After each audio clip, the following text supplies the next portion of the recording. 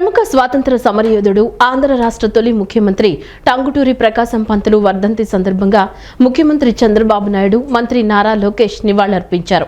ప్రజల కోసమే జీవించిన మహనీయుడు టంగుటూరి అని కొనియాడారు. ఆయన ధైర్య సాహసాలకు, ప్రజాసేవకు, దేశభక్తికి ప్రతీకగా నిలిచారని సోషల్ మీడియా ఎక్స్లో చంద్రబాబు, లోకేష్ పోస్ట్ చేశారు. స్వాతంత్ర సమరయోధుడు ఆంధ్ర రాష్ట్ర తొలి ముఖ్యమంత్రి టంగుటూరి ప్రకాశం పంతులు వర్ధంతి సందర్భంగా ముఖ్యమంత్రి చంద్రబాబు నాయుడు, మంత్రి నారా లోకేష్ నివాళులు అర్పించారు. తెలుగువారి ధైర్య సాహసాలకు, ఆత్మ గౌరవానికి ప్రతీక టంగుటూరి ప్రకాశం పంతులు అని సీఎం చంద్రబాబు అన్నారు. అంచెంచెల దేశభక్తి, నిజాయితీ, నిబద్ధతతో ప్రజల కోసమే జీవించిన మహనీయుడు అని కొనియాడారు. ప్రకాశం పంతులు వర్ధంతి సందర్భంగా ఆ మహోన్నత నాయకుడి సేవలను స్మరించుకుందామంటూ సీఎం పోస్ట్ చేశారు. ప్రముఖ స్వాతంత్ర సమరయోధుడు ఆంధ్ర రాష్ట్ర తొలి ముఖ్యమంత్రి టంగుటూరి ప్రకాశం పంతులు వర్ధంతి సందర్భంగా ఆ మహనీయుని స్మృతికి నా ప్రగాఢ నివాళులు అర్పిస్తున్నానని మంత్రి లోకేష్ పేర్కొన్నారు. తన జీవితాన్ని దేశానికి అంకితం చేసిన వ్యక్తి ప్రకాశం పంతులని అన్నారు. ఆయన ధైర్య సాహసాలకు, ప్రజాసేవకు, దేశభక్తికి ప్రతీకగా నిలిచారని తెలియజేశారు. స్వాతంత్ర పోరాటం నుంచి రాష్ట్ర ఏర్పాటు వరకు ఆయన చేసిన సేవలు మరువలేనివన్నారు. టంగుటూరి ప్రకాశం పంతులు ఆదర్శాలను సాకారం చేయడానికి మనమందరం పునరంకితం అవుదామంటూ లోకేష్ ఎక్స్లో పోస్ట్ చేశారు. గ్రామాల సమగ్రాభివృద్ధి కోసం అత్యంత పారదర్శకంగా క్షేత్రస్థాయిలో సర్వే నిర్వహించాలని ఉప ముఖ్యమంత్రి, పంచాయతీరాజ్, గ్రామీణాభివృద్ధి శాఖ మంత్రి పవన్ కళ్యాణ్ అధికారులను ఆదేశించారు. ప్రతి గ్రామంలో ప్రస్తుతం ఉన్న సౌకర్యాలు ఏమిటి, ఇంకా ఎలాంటి అవసరాలు ఉన్నాయనే వివరాలతో పాటు పంచాయతీ భూములు, పోరంబోకు స్థలాలు, పశువుల మేత మైదానాలు, శ్మశాన వాటికల పూర్తి వివరాలను నమోదు చేయాలని సూచించారు.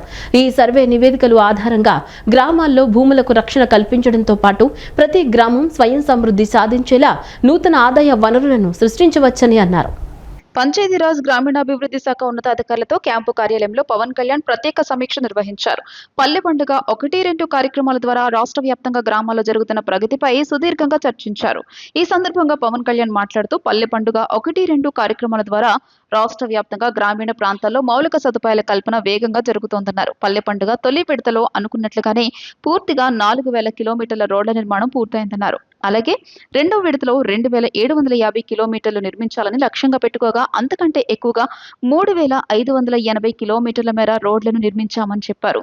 గ్రామాల్లో మురుగునీటి సమస్య నివారణకు పల్లె పండుగ 2.0 కింద సరికొత్తగా 59 కిలోమీటర్ల మేర మ్యాజిక్ డ్రైన్స్ నిర్మించాలని లక్ష్యంగా పెట్టుకోగా ఇప్పటికే క్షేత్రస్థాయిలో 32.30 కిలోమీటర్ల మేర పనులు పూర్తయ్యాయన్నారు. గ్రామాల్లో మురుగునీటి సమస్యను శాశ్వతంగా అరికట్టేందుకు మ్యాజిక్ డ్రైన్స్ విధానాన్ని మరింత ఎక్కువ గ్రామాల్లో ప్రవేశపెట్టాలన్నారు. నల్లరేగడి నెలలు డెల్టా ఏరియాలో నీరు ఎక్కువగా నిల్వ ఉంటుంది కాబట్టి అక్కడి భూములకు తగినట్లుగా ఈ మ్యాజిక్ డ్రైన్లను నిర్మించాలన్నారు. కొండలు, గుట్టల్లో కూడిన మారుమూల గిరిజన గ్రామాల్లో కూడా పరిశుభ్రతను పెంచేందుకు ఈ సరికొత్త డ్రైనేజీ వ్యవస్థను అందుబాటులోకి తీసుకురావాలన్నారు.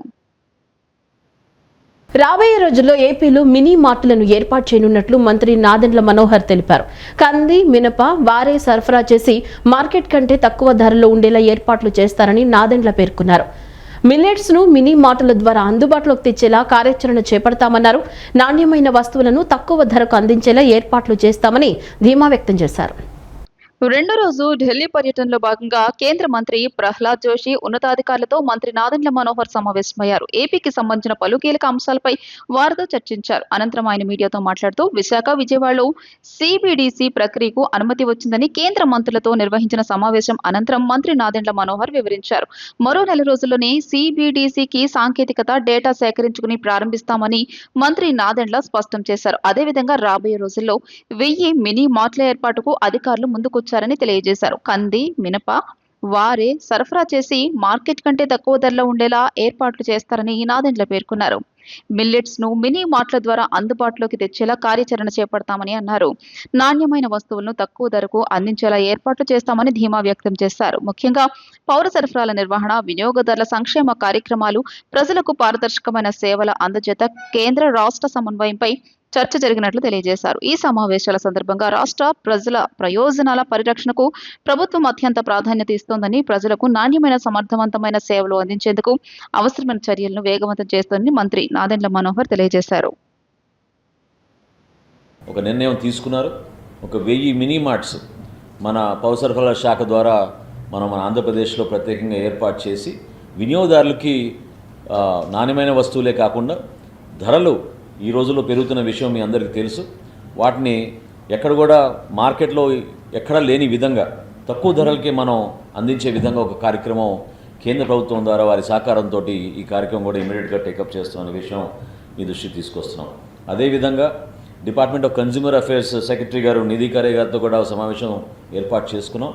ప్రత్యేకంగా కన్జ్యూమర్ అవేర్నెస్ మరింత ప్రజల్లో తీసుకెళ్ళడానికి, అందులో ముఖ్యంగా మన కాలేజెస్లోనూ పాఠశాలలో చదువుతున్న మన విద్యార్థులకు చిన్న వయసు నుంచే వాళ్ళకి కన్జ్యూమర్ అవేర్నెస్, కన్జ్యూమర్ రైట్స్ పెంచడానికి కోసం, కన్జ్యూమర్ ప్రొటెక్షన్ కోసం తీసుకోవాల్సిన చర్యలపైన వారితో సమావేశం ఏర్పాటు చేసుకున్నాం. వారు కూడా చాలా సానుకూలంగా స్పందించి ఈ సంవత్సరం మనం కేటాయించిన నిధుల్లో ఇంకా ఇంక్రీజ్ చేసి ఒక సస్టైన్డ్ క్యాంపెయిన్ తీసుకెళ్లే విధంగా ఒక కార్యక్రమం చేద్దాం అనే విషయం వారు ప్రస్తావించారు. ఈరోజు జరిగిన ఇంకో ముఖ్యమైన సమావేశం మన పెట్రోలియం న్యాచురల్ గ్యాస్ సెక్రటరీ గారు డాక్టర్ నీరజ్ మిట్టల్ గారితో, అదేవిధంగా జాయింట్ సెక్రటరీ సుజాత మిశ్రా గారితో, ఈరోజు సుజాత శర్మ గారితో ఈరోజు సమావేశం నిర్వహించాం. ముఖ్యంగా మనకి గత నెల జరిగిన కొన్ని సంఘటనలు, అంటే డీజిల్ పెట్రోల్ కొరత, ఎల్పిజి గ్యాస్ కొరత, ఏ విధంగా కొన్ని కమ్యూనికేషన్ గ్యాప్ వలన కూడా కొంతవరకు జాప్యం జరిగిందో వాటిపైన కొంచెం లోతుగా అధ్యయనం చేసి ఒక రిపోర్ట్ అందించడం జరిగింది. స్వర్ణాంధ్ర, స్వచ్ఛాంధ్ర, స్వచ్ఛ భారత్ స్ఫూర్తితో ప్రభుత్వం స్వచ్ఛ రథాన్ని అమలు చేస్తుందని, ఇప్పుడు మరో అడుగు ముందుకేసి స్వచ్ఛ పదం కార్యక్రమాన్ని ప్రతి బుధవారం నిర్వహిస్తున్నట్లు కలెక్టర్ డాక్టర్ జి లక్ష్మీషా అన్నారు. విస్తృత ప్రజా భాగస్వామ్యంతో స్వచ్ఛ కార్యక్రమాలను విజయవంతం చేసేందుకు కృషి చేస్తున్నట్లు తెలిపారు. ఎన్టీఆర్ జిల్లా collector Lakshmisha, ZP CEO doctor J అరుణతో కలిసి విజయవాడ గ్రామీణం పాతపాడు పంచాయతీరాజ్ శాఖ ఆధ్వర్యంలో నిర్వహించిన స్వచ్ఛ పథం కార్యక్రమంలో పాల్గొన్నారు. ఈ సందర్భంగా ఆయన మాట్లాడుతూ ప్రత్యేక థీమ్తో ప్రతి శనివారం స్వర్ణాంధ్ర, స్వచ్ఛాంధ్ర కార్యక్రమాన్ని నిర్వహిస్తున్నామని, ఇప్పుడు దేశానికి పట్టుగొమ్మలైన గ్రామాల రహదారులు ఎప్పుడూ స్వచ్ఛంగా ఉండాలనే సంకల్పంతో స్వచ్ఛ పథం కార్యక్రమానికి శ్రీకారం చుట్టినట్లు వివరించారు. గ్రామాల్లో రహదారుల పక్కన చెత్త కుప్పలను తొలగించడం, గ్రామాల్లో పారిశుధ్యాన్ని మెరుగుపరచడం, స్థిరమైన ఘన వ్యర్థాల నిర్వహణ వ్యవస్థను బలోపేతం చేయడం ఈ కార్యక్రమం ప్రధాన ఉద్దేశమని పేర్కొన్నారు. స్థానిక ప్రజలు ఇందులో భాగస్వాములై విజయవంతం చేయాలని పిలుపునిచ్చారు. ఈ కార్యక్రమంలో రాష్ట్రంలోని ప్రతి గ్రామం పరిశుభ్రంగా ఉంటుందని, ప్రజలు అధికారుల సూచనలు పాటిస్తూ ఈ ఉద్యమంలో కీలక పాత్ర పోషించాలని కోరారు. ఎక్కడ పడితే అక్కడ చెత్త వేయకుండా ఇంటి దగ్గరికి వచ్చే సిబ్బందికి తడి చెత్త, పొడి చెత్త వేరు చేసి ఇవ్వాలని, సింగిల్ యూజ్ ప్లాస్టిక్ వినియోగానికి దూరంగా ఉండాలని కలెక్టర్ లక్ష్మీషా కోరారు. కార్యక్రమంలో డిపిఓ పి లావణ్య కుమారి, స్థానిక అధికారులు పాల్గొన్నారు. కోస్తాంధ్ర జిల్లాల్లో ఉష్ణోగ్రతలు సాధారణం కంటే ఎక్కువగా నమోదవుతాయన్న వాతావరణ శాఖ హెచ్చరికలతో రాష్ట్ర ప్రభుత్వం అప్రమత్తమైంది. వచ్చే 7 రోజుల పాటు అన్ని పట్టణ, స్థానిక సంస్థలు అత్యవసర వాతావరణ ప్రణాళికలను సిద్ధం చేసుకోవాలని, క్షేత్రస్థాయిలో సహాయక చర్యలను ముమ్మరం చేయాలని ఆదేశించింది. పురపాలక పరిపాలన, పట్టణాభివృద్ధి శాఖ ముఖ్య కార్యదర్శి ఎస్ సురేష్ కుమార్ ఈ మేరకు మున్సిపల్ కమిషనర్లకు మార్గదర్శకాలు జారీ చేశారు. వాతావరణ శాఖ హెచ్చరికలు, రాష్ట్ర ప్రభుత్వం ఆదేశాలతో ఎన్టీఆర్ జిల్లాలో అన్ని జాగ్రత్తలు తీసుకున్నామని కలెక్టర్ లక్ష్మీషా తెలిపారు. వచ్చే 7 రోజుల పాటు అన్ని పట్టణ, స్థానిక సంస్థలు అత్యవసర వాతావరణ ప్రణాళికలను సిద్ధం చేసుకోవాలని, క్షేత్రస్థాయిలో సహాయక చర్యలను ముమ్మరం చేయాలని ఆదేశించింది. ముఖ్యంగా మధ్య, ఉత్తర కోస్తా జిల్లాల అధికారులు మరింత అప్రమత్తంగా ఉండాలని సూచించారు. రేపటి నుంచి ఈ నెల 26 వరకు వడగాల్పుల తీవ్రత ఎక్కువగా ఉండే అవకాశం ఉన్నందున ఎండల బారిన పడే ప్రమాదం ఉన్న ప్రజలను రక్షించడానికి, పౌర సేవలకు అంతరాయం కలగకుండా చూడటానికి, వడదెబ్బ మరణాల నివారణకు తగిన చర్యలు తీసుకోవాలని ఆదేశించారు. ప్రజల అవగాహన పెంచేందుకు మైకులు, సోషల్ మీడియా, వార్డు సచివాలయాలు, మున్సిపల్ వాహనాలు, మీడియా, ఎలక్ట్రానిక్ డిస్ప్లే బోర్డుల ద్వారా వడగాల్పుల హెచ్చరికలను విస్తృతంగా ప్రచారం చేయాలన్నారు. బస్టాండ్లు, మార్కెట్లు, కార్మికులు కూడే ప్రాంతాలు, ఆసుపత్రులు, పాఠశాలలు, అన్న క్యాంటీన్లు, ఇతర బహిరంగ ప్రదేశాల్లో తాగునీటి సదుపాయాలు కల్పించాలన్నారు. ఇందుకోసం తాత్కాలిక వాటర్ కియోస్క్లు, అవసరమైన చోట చల్లని నీడ ఏర్పాటు చేయాలని సూచించారు. పారిశుధ్య కార్మికులు, బహిరంగ ప్రదేశాల్లో పనిచేసే శ్రామికులు, వీధి వ్యాపారులు, నిరాశ్రయులు, వృద్ధులు ఆరోగ్యాన్ని కాపాడేందుకు వైద్య ఆరోగ్య శాఖతో సమన్వయం చేసుకుంటూ వార్డు స్థాయి పర్యవేక్షణ బృందాలను అందుబాటులో ఉంచాలన్నారు. ఎండలు ఎక్కువగా ఉండే మధ్యాహ్నం వేళలో మున్సిపాలిటీకి సంబంధించిన బహిరంగ పనులను క్రమబద్ధీకరించాలని, పారిశుధ్య సేవలు, తాగునీటి సరఫరా, నీటి నాణ్యత పరిశీలన నిరంతరం కొనసాగేలా చూడాలన్నారు. అత్యవసర సేవలు, ఫిర్యాదుల స్వీకరణ కోసం కంట్రోల్ రూమ్లను నిరంతరం అందుబాటులో ఉంచాలని సూచించారు. ఎన్టీఆర్ జిల్లాలో, విజయవాడలో ఉష్ణోగ్రత పెరుగుతూ ఉంది. హీట్ వేవ్ సిచ్యుయేషన్ ఉంది కాబట్టి ప్రతి ఒక్కరికి నా విన్నపం ఏంటంటే, హీట్ వేవ్ ఇబ్బంది జరగకుండా ప్రజలు ముఖ్యంగా బయటకు వస్తున్నప్పుడు ఈ హాట్ సన్ ఉదయం 11 గంటల నుంచి ఈవినింగ్ 4 గంటల వరకు కొంచెం సన్ అవాయిడ్ చేస్తే బాగుంటుంది. ఇన్ కేస్ తప్పని పరిస్థితిలో బయటికి రావాలనుకుంటే మామూలుగా ఈ కాటన్ క్లోత్స్, తెల్ల క్లోత్స్ వేసుకోవడము, గొడుగులు పెట్టుకొని తిరగడం, ఇటువంటి ప్రాక్టీస్ చేసుకుంటూ హీట్ వేవ్ ఎఫెక్ట్ లేకుండా చూసుకోవాలని కోరుకుంటున్నాను. అలాగే మన జిల్లాలో అంతా అన్ని గ్రామాల్లో అన్ని ఇన్స్టిట్యూషన్స్లో కూడా చలివేంద్రాలు పెట్టడం జరిగింది. అక్కడ మంచినీటి అందుబాటులో ఉంటుంది. ఇది మనుషులకే కాకుండా అక్కడ పశువులకి అలాగే పక్షులకు కూడా వాటర్ పాయింట్స్ పెట్టండి అని చెప్పడం జరిగింది. అన్ని చోట పెట్టడం జరిగింది. అలాగే క్యాటిల్ ట్రఫ్ను కూడా పెట్టాము త్రూ MGNRGS పల్లె పండుగ ప్రోగ్రాం ద్వారా. కాబట్టి ఇవన్నీ అవకాశాలని ఉపయోగించుకుంటూ అందరూ ఆరోగ్యంగా ఉండాలి, అందరూ సేఫ్గా ఉండాలని ఈ సందర్భంగా కోరుకుంటున్నాను. అలాగే అందరి డిపార్ట్మెంట్స్కి సిబ్బందులందరికీ కూడా ఆల్రెడీ ఇన్స్ట్రక్షన్ కూడా మనకు గవర్నమెంట్ నుంచి వచ్చినాయి. ప్రతి ఒక్కరూ ఈ హీట్ వేవ్ ప్రికాషన్స్ మెజర్స్ని ప్రతి ఇన్స్టిట్యూషన్లో, అది సచివాలయం కావచ్చు, ఇది వార్డు కావచ్చు, పబ్లిక్ ఏరియా కావచ్చు, మార్కెట్ ఏరియా కావచ్చు, బస్ స్టాండ్ అన్ని చోట అనౌన్స్మెంట్ చేయాలి. ప్రతి ఒక్కరు పబ్లిక్ని అలర్ట్ చేయాలి. ఎక్కడ కూడా హీట్ వేవ్ వల్ల ప్రాణాపాయం జరిగింది, ఇబ్బంది జరిగింది అనే పరిస్థితి రాకుండా చూసుకోవాలని కోరుకుంటున్నాను. అంతర్జాతీయ విలువిద్య పోటీల్లో సరికొత్త చరిత్ర సృష్టిస్తున్న ఆంధ్రప్రదేశ్కు చెందిన స్టార్ క్రీడాకారిణి వెన్నం జ్యోతి సురేఖ ఈరోజు ఉండవల్లిలోని నివాసంలో విద్యా ఐటీ శాఖల మంత్రి నారా లోకేష్ను కలిశారు. ప్రతిష్టాత్మక 2026 ఆసియా క్రీడలకు భారత జట్టులో ఆమె చోటు దక్కించుకున్నారు. వరుసగా 4వసారి దేశానికి ప్రాతినిధ్యం వహిస్తున్నారు. ఈ నేపథ్యంలో కుటుంబ సభ్యులతో కలిసి వెన్నం జ్యోతి సురేఖ మంత్రి నారా లోకేష్ను కలిశారు.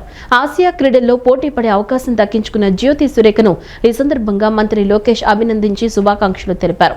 తన ప్రతిభతో విలువిద్య పోటీల్లో రాణిస్తూ రాష్ట్రానికి గర్వకారణంగా నిలిచారని ప్రశంసించారు.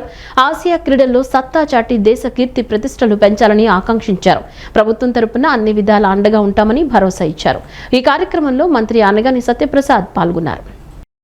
రాష్ట్రంలోని పలు జిల్లాల్లో వ్యవసాయేతర పనులకు ఎరువుల వాడకంపై మంత్రి అచ్చెన్నాయుడు ఆగ్రహం వ్యక్తం చేశారు.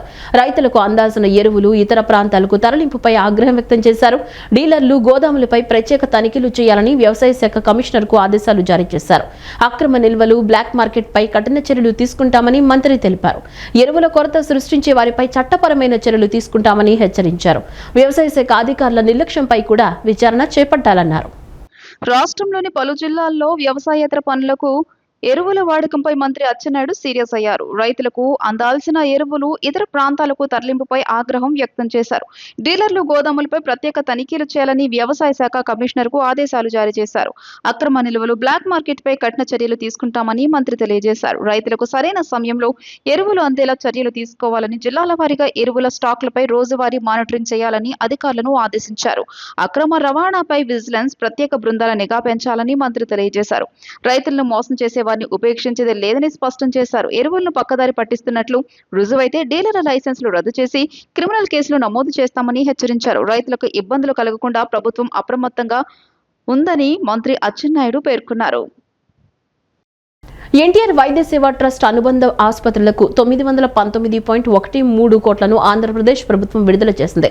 ఈ సందర్భంగా ఏపీ వైద్య ఆరోగ్య శాఖ మంత్రి సత్యకుమార్ యాదవ్ ఈ విషయాన్ని తెలిపారు. బకాయిల చెల్లింపుల హామీని కూటమి ప్రభుత్వం నిలబెట్టుకుందని స్పష్టం చేశారు.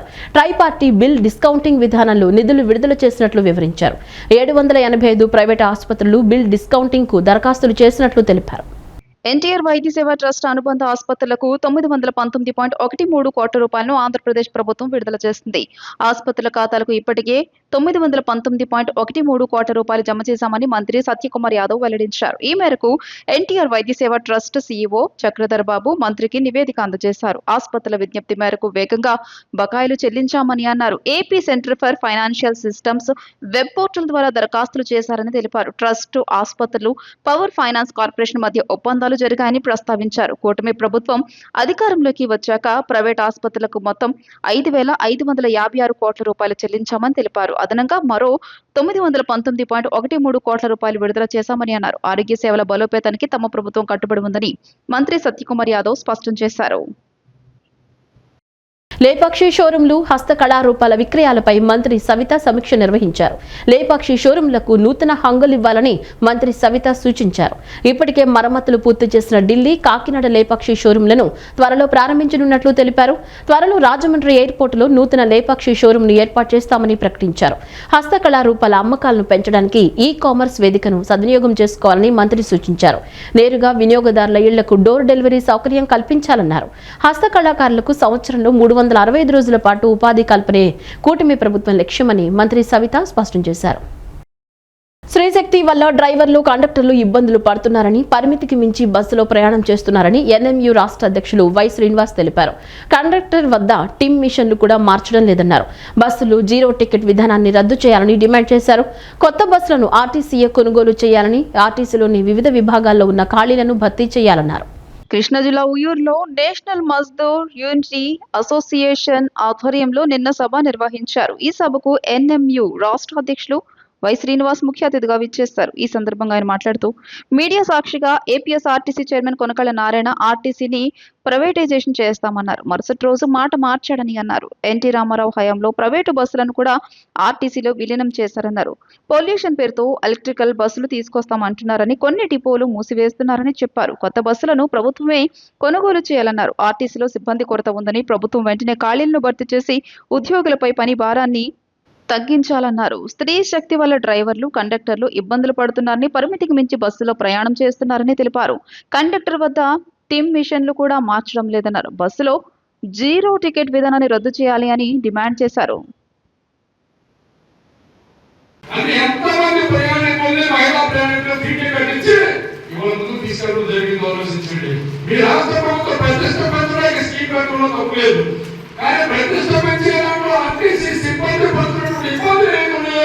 వాటిని పరిష్కరించాల్సిన బాధ్యత ఈ రాష్ట్ర ప్రభుత్వం ముందే మాత్రమే సవినియోగం చేస్తున్నాం. అతిగా సినిమా కొత్త బస్సులు పడాల్సిన ఆవశ్యకత ఉంది. ఎందుకంటే కొన్ని రోజులు గొడవ పడుతూ తిట్టుకుంటూ ప్రయాణికులు ఎంత ప్రశ్నగా పెట్టారో ఇవాళ తిండి ప్రభుత్వం తిట్టే పరిస్థితి మాత్రం ఈ ప్రయాణికులు రాకుండా ఉండాలంటే కొత్త బస్సులు కొనాల్సిన ఆవశ్యకత తక్షణమే రాష్ట్ర ప్రభుత్వానికి ఉంది. అది రాష్ట్ర ప్రభుత్వం ఆర్టీసీ మేనేజ్మెంట్ దీని ద్వారా బస్సులు కొనాలి. విద్యుత్ బస్సులు పరివేషణ తగ్గించడానికి మేము వ్యతిరేకం కాదు. తమ సంస్థలో శిక్షణ పొందిన విద్యార్థిని తరుణి నాగసాయి ఏపీ లా సెట్ ఫలితాల్లో రాష్ట్ర స్థాయిలో 8వ ర్యాంకు సాధించిందని శరత్ చంద్ర జూనియర్ కాలేజ్, శరత్ చంద్ర ఐఏఎస్ అకాడమీ ఎండీ శరత్ చంద్ర తెలిపారు. ఆమె క్లాట్ పరీక్షలో ఓబీసీ కేటగిరీలో 2000 ర్యాంకు సాధించిందన్నారు. లాసెట్, క్లాట్, ఐలెట్ పరీక్షలు రాసి మంచి ర్యాంకులు సాధించిన వారికి అనేక ఉపాధి అవకాశాలు ఉన్నాయన్నారు. విజయవాడ బెన్ సర్కిల్ సమీపంలోని శరత్ చంద్ర ఐఏఎస్ అకాడమీలో నిన్న విలేకరుల సమావేశం నిర్వహించారు. సమావేశంలో శరత్ చంద్ర జూనియర్ కాలేజీ, శరత్ చంద్ర ఐఏఎస్ అకాడమీ ఎండీ శరత్ చంద్ర మాట్లాడుతూ ఏపీ లాసెట్ ఫలితాలు తమ విద్యార్థిని తరుణి నాగసాయికి రాష్ట్ర స్థాయిలో 8వ ర్యాంకు వచ్చిందన్నారు. 5 ఏళ్ల ఇంటిగ్రేటెడ్ BA LLB ప్రోగ్రాం బాగా సక్సెస్ అవుతుందని తెలిపారు. శరత్ చంద్ర జూనియర్ కాలేజ్లో IIT, JEE, నీట్ కోచింగ్ తో పాటు క్లాట్, ఐలెట్, లాసెట్ శిక్షణ ఇస్తున్నామని చెప్పారు. శరత్ చంద్ర ఐఏఎస్ అకాడమీలో ఏ విధంగా గత కొన్నేళ్లుగా IAS, IPS, IRS ర్యాంకులు మంచిగా వచ్చాయని, JEEలో కూడా 99.94% వచ్చిందని, నీట్లో కూడా మంచిగా వచ్చేవని, కానీ పరీక్ష రద్దు అయిందన్నారు. ఏ పరీక్షకు సన్నద్ధమైన ప్రత్యామ్నాయం చేసుకోవాలని IIT చదివే వారికి బిట్సాట్, ఎంసెట్, నైస్ పరీక్షలు, క్లాట్ పరీక్షకు సిద్ధమయ్యే వారికి ఐలెట్, లాసెట్, స్లాట్ పరీక్షలు ఉంటాయని, అవి కూడా రాయిస్తామని చెప్పారు. ప్రతి విద్యార్థి తాము రాసిన పరీక్షతో పాటు దానికి సంబంధించిన పరీక్షలు చాలా రాస్తుంటారని అన్నారు. లాసెట్ పరీక్షలో జీకే, జనరల్ అవేర్నెస్, రీజనింగ్ అంశాలు ఉంటాయని అన్నారు. 2 తెలుగు రాష్ట్రాల్లో తల్లిదండ్రులకు ఈ పరీక్షల గురించి అవగాహన ఉండడం లేదన్నారు. LAWCET, CLAT, IP MAT, CUT exam రాస్తే మంచి ఉపాధి అవకాశాలు ఉన్నాయని తెలియజేశారు. ఇంజనీరింగ్, మెడిసిన్ కోర్సులలాగా క్లాట్, లాసెట్ పరీక్షలో కూడా 5 ఏళ్ల BA LLB చేస్తే మంచి ఉపాధి అవకాశాలు ఉంటాయని చెప్పారు. 4-5 సబ్జెక్టులు బాగా చదివితే ఈ పరీక్షలో బాగా స్కోర్ చేయగలరని తెలిపారు. లాసెట్, క్లాట్ కు బోధించే వాళ్ళు అంతా అడ్వకేట్లు ఉంటారని, దాంతో పాటు శరత్ చంద్ర అకాడమీ నుంచి ఫ్యాకల్టీ ఉంటారని తెలియజేశారు. తరుణి లాసెట్ లోనే కాకుండా స్లాట్, ఐలెట్ లో కూడా మంచి ర్యాంకు సాధించిందన్నారు. తరుణి మాట్లాడుతూ తనకు క్లాట్ లో ఓబీసీ కేటగిరీలో 2000వ ర్యాంకు వచ్చిందని, తర్వాత ఏపీ లాసెట్ రాశారని, రాష్ట్ర స్థాయిలో 8వ ర్యాంకు వచ్చిందన్నారు. ESSEL గ్రూప్ స్థాపించి 100 వసంతాలు పూర్తి చేసుకుంది. ESSEL గ్రూప్ లో భాగమైన సిటీ నెట్వర్క్స్ లిమిటెడ్ అందరికీ ప్రత్యేక శుభాభివందనాలు తెలియజేస్తోంది. శతవార్షికోత్సవాన్ని పురస్కరించుకుని రేపు మధ్యాహ్నం 12:30 విజయవాడ ప్రజాశక్తి నగర్లోని master channel community networks private limited లో ఆత్మీయ విందును ఏర్పాటు చేయడం జరిగింది. సిటీ కేబుల్ స్టాఫ్ అందరూ ఈ ఆత్మీయ విందుకు హాజరు కాగలరని తెలియజేశారు. ఇంజనీరింగ్, మెడిసిన్ లాగే క్లాట్, లాసెట్ ఎగ్జామ్స్లో కూడా ఈ 5 ఇయర్స్ కోర్స్ చేస్తే, BLLB చేస్తే ఖచ్చితంగా మంచి ప్లేస్మెంట్స్ ఉంటున్నాయి. అలాగే ఈ ఎగ్జామ్ కాంపిటీషన్ కూడా మనం ఖచ్చితంగా 4-5 సబ్జెక్ట్స్ని బాగా చదివితే క్లియర్ చేయొచ్చు. శరత్చంద్ర జూనియర్ కాలేజ్లో మన ఫ్యాకల్టీ కూడా I'm thanking all the faculty members. Mostly ఈ లా సెట్ కానీ క్లాట్ కానీ చెప్పే ఫ్యాకల్టీ మెంబర్స్ ఎక్కువగా కూడా అడ్వకేట్స్గా ఉంటారు, అడ్వకేట్స్ టీచ్ చేస్తూ ఉంటారు. దాంతోపాటు శరత్చంద్ర ఐఏఎస్ అకాడమీ నుంచి history, geography, economy, polity faculty కూడా మనకి జీకే, కరెంట్ అఫైర్స్ చెప్తూ ఉంటారు. అలాగే రీజనింగ్, అర్థమెటిక్ కూడా మన శరత్చంద్ర ఐఐటి ఫ్యాకల్టీ టీచ్ చేస్తూ ఉంటారు. అయితే తరుణి షీ వర్క్డ్ వెరీ హార్డ్. లా సెట్లోనే కాకుండా క్లాట్, ఐలెట్లో కూడా మంచి ర్యాంక్ సాధించింది. ఈరోజు లా సెట్లో స్టేట్ 8th వచ్చినందుకు ఐఎమ్ వెరీ హ్యాపీ. అలాగే వాళ్ళ father LSR sir, Lukka Srinivasarao sir అయితే సీనియర్ కెమిస్ట్రీ ఫ్యాకల్టీ, ఐఐటి జేఈకి సీనియర్ కెమిస్ట్రీ ఫ్యాకల్టీ. ఇతని స్టూడెంట్స్ ఎంతోమందికి జేఈ అడ్వాన్స్లో మంచి ర్యాంక్స్ వచ్చాయి. తర్వాత క్లాట్లో నాకు 2000 ర్యాంక్ వచ్చింది సార్, ఓబీసీ కేటగిరీలో. అండ్ తర్వాత ఏపీలో సెట్ రాశాను, స్టేట్ 8th ర్యాంక్ వచ్చింది. Firstly deep gratitude to Sharath sir, చాలా హెల్ప్ చేశారు సార్. మోరల్ సపోర్ట్ సార్ గురించి చెప్పాలంటే చాలా డౌన్ టు ఎర్త్ ఉంటారు సార్. దగ్గరగా చూసి చెప్తున్నాను, వాళ్ళ కాలేజ్లో చదువుకున్నా అని చెప్పట్లేదు. చాలా డౌన్ టు ఎర్త్ ఉంటారు, చాలా ఫ్రెండ్లీ, చాలా సపోర్టివ్గా ఉంటారు. అండ్ మా శరత్చంద్ర ఫ్యాకల్టీ కూడా చాలా చాలా ఫ్రెండ్లీ, చాలా సపోర్టివ్. ఏమైనా సరే సపోర్ట్ చేస్తూ ఉంటారు, గైడెన్స్ ఇస్తూ ఉంటారు. ఆ స్టూడెంట్స్ యొక్క అభిప్రాయాన్ని, వాళ్ళ టేస్ట్ని కూడా మనం స్మెల్ అవుట్ చేయాలి, పసిగట్టాలి పేరెంట్స్. ఆ 10thలో 580, 590 వచ్చేసి నేను బ్లైండ్గా ఏదర్ బైపీ ఆర్ ఇంజనీరింగ్కి వెళ్ళిపోవటం, స్ట్రైట్ అవే ఐఐటి అంటాం, స్ట్రైట్ అవే నీట్ అంటాం. అక్కడ ఎంత ఇబ్బంది పడుతున్నారో నేను 25 years నుంచి సిటీలో ఫేస్ చేస్తున్నాను. బట్ ఒక్కసారి పేరెంట్స్ కూడా పిల్లలతో మాట్లాడి వాళ్ళ ఇంట్రెస్ట్కి అనుగుణంగా వెళ్తేనండి విద్య అది ఎక్కడున్నా సరే అది ఎప్పటికీ. నేను ఈరోజు చూశానండి, వీళ్ళు పద్మావతి మహిళా యూనివర్సిటీలో వచ్చినప్పుడు వాళ్ళ మీద ట్యాగ్ ఉంది. ఏంటి చెప్పాలి ట్యాగ్? జ్ఞానం నిర్వచనం శ్రీనాం అంటే, మళ్ళీ నేను ఫోన్లోకి వెళ్ళి నెట్లో ఆ జ్ఞానం అనేది శ్రీనాం అంటే 2 రకాలుగా రాశాడు. శ్రీ అంటే స్త్రీ అని, శ్రీనాం అంటే మనుషులని. మనుషుల యొక్క అజ్ఞానాంధకారాన్ని పారద్రోలి ఆ జ్ఞానాన్ని ఇస్తుంది ఒక్క చదువు. ఆ పద్మావతి మహిళా యూనివర్సిటీ అంటే నేను ఎస్వి యూనివర్సిటీ లేడీస్కి ఉద్దేశించి స్త్రీ అంటే స్త్రీల యొక్క ఈ అబ్స్టెకల్స్ని తొలగించేది ఒక జ్ఞానమే. ఆ జ్ఞానమే ఎన్లైటన్ చేస్తుంది. ఈ వార్తలు ఇంతటితో సమాప్తం. నమస్కారం.